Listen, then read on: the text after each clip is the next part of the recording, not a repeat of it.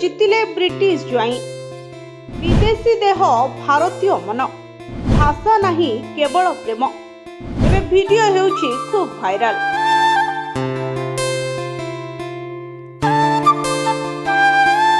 Social media रे एक हृदय स्पर्शी एवं भावप्रवण वीडियो द्रुत गति रे वायरल हेउछि।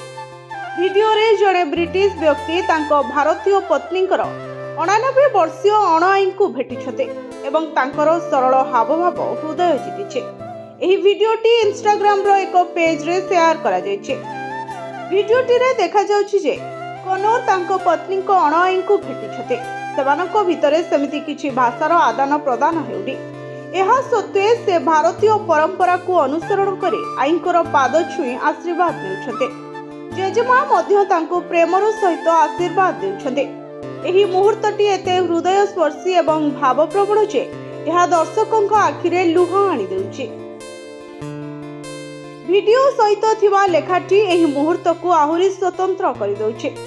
एथिरे लेखा होइछि जे मोर ब्रिटिश स्वामी एवं मोर 89 वर्षीय अणाई मध्य कौनसी साधारण भाषा नहीं केवल प्रेम और सम्मान रही।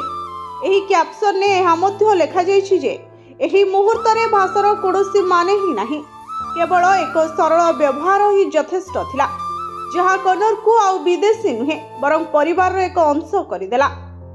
वीडियोटी देखि लोक माने खूब भावुक होई पड़िछन्ते एवं उत्साहर सहित प्रतिक्रिया देउछन्ते। जणे लिखिछन्ते सम्मान एमिति एक भाषा जहाकू समस्ते बुझन्ते। आउ जणे कहिछन्ते एहा एक सुंदर मुहूर्त प्रेमर कौनसी भाषा नहीं। अनेक ब्रिटिश स्वामी को प्रशंसा करी कहिछन्ते जे से भारतीय संस्कृति को संपूर्ण हृदयर सहित ग्रहण करिछन्ते। ब्यूरो रिपोर्ट जनता टीवी।